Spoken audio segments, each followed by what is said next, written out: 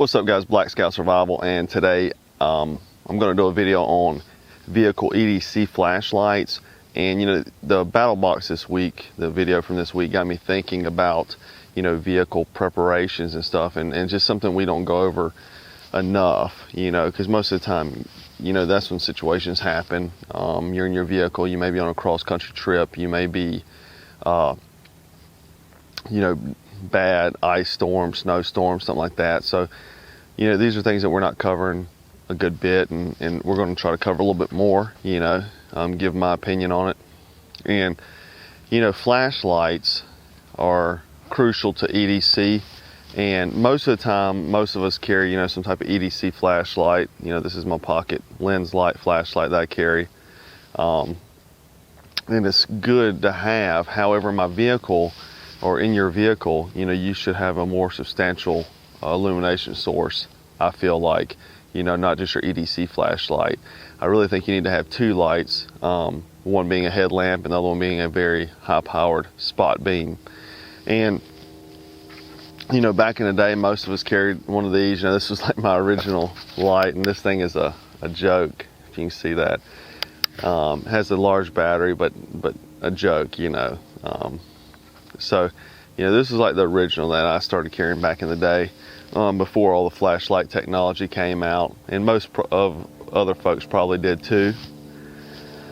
Then I moved up to the old trusty mag light, you know, and I actually got the LED bulb for this light. This is my old one. I've had this thing for probably 15 years, and you know, good for weapon and stuff like that. And it served its purpose. However, you know, just even with the LED, that it's just not that bright. I have come across, you know, Thrunite. I've been, you know, working with Thrunite flashlights and beating them up and stuff like that. Well, Thrunite has a flashlight called the TN35. Huge flashlight. Now, this is something that I would, you know, something this size I would never carry on my person ever. I wouldn't even carry it in a pack, you know, something like this. But you know, something for a vehicle, this would be perfect, excellent for a vehicle. You know, if you're getting out trying to look for something, trying to signal someone, you know, something like this would work. This flashlight, for instance, has a 2750 lumens, so almost 3000 lumens on a high, then a 1600 lumen mode, a 950 lumen mode, a 380 lumen mode, 24 lumen mode, and a 0.3 lumen mode. And it has, you know, aircraft aluminum body, glass here, smooth reflector, if you can see that. But what I really dig about this flashlight, when I first got it, my wife was like, can I have that flashlight? Because I was just running through the modes. So it has the tail cap switch here that turns it on. But it's really cool, and I'm going to show you on myself, is that this little crown or bezel here twists. So you can see, real simple operation, especially if you're outside your vehicle at night, you know, trying to figure something out. Oh, I can feel the heat off of it. And then you have a strobe, you know, to signal for help, which is very important to me, you know, in a flashlight. Like, that's one thing that a mag light, you know, does not offer. It's just one freaking mode, you know. It doesn't offer that strobe, and definitely, you know, this doesn't either. Now, could I do a, you know, strobe? Of course, but it doesn't offer one. I can't sit, you know, I can sit this on the ground, turn on that strobe mode. I can turn on that strobe mode and let it signal for me.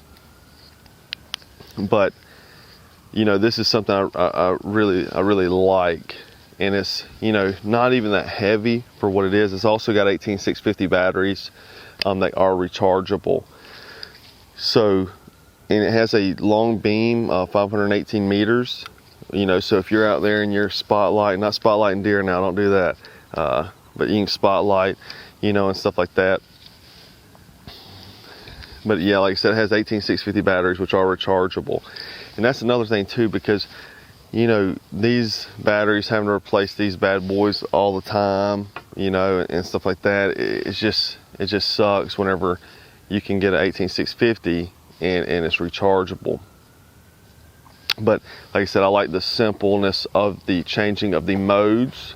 It makes it a lot easier for, you know, like I said, out there at night trying to figure out what you're doing. So this particular model does take only 3 18650s, which I like, you know, whereas my old one takes 3 D batteries. So a lot smaller profile, you can see. And I can also use this as a weapon as well. You know, this has a bezel on it, so I can strike like this, you know, I can hit like this.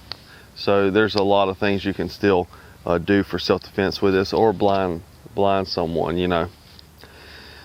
But anyhow, like I said, you know, tell me your thoughts on vehicle EDC flashlights. This is just a new one I got and I really like it. And it's, you know, it's trying to search for that perfect piece of gear for that perfect situation, or that situation. You know, it's kind of difficult.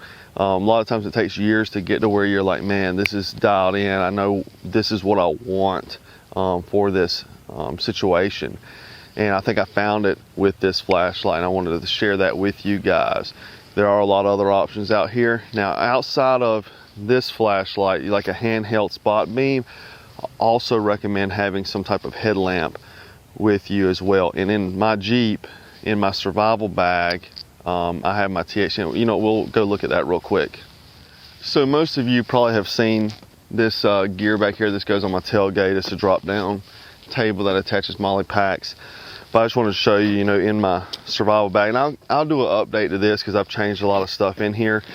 But you'll see I've got the Thrunite headlamp, so I've got that as well. And you know, that's a good marriage between having a good handheld light as well as having that headlamp, because you're going to need that headlamp if you got to change a tire or working on your hood or something like that, you know, where this may be more difficult to try to hold.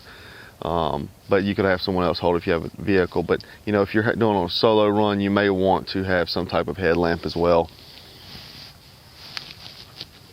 But like I said, we'll go back through this kit and my medical kit. I've done both videos on both, so I have made some updates to that, so we'll definitely take a look over that very soon.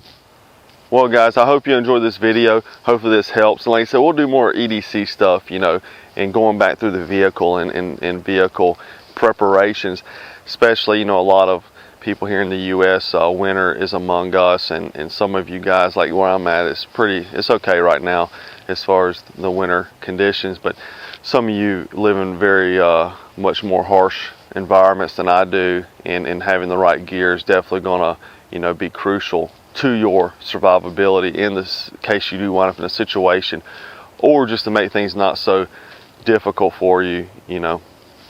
But I'm going to put the link to this light down below. Like I said, highly recommended, man. I love it. And I was going to shoot a Thrunite, but I'm not going to do this one because I like it. So, but let me know what you thought about this video, and if you got any recommendations for any gear or anything like that, or any future videos, in the comments section below. And as always, thanks for watching, and please subscribe if you have not. Take care.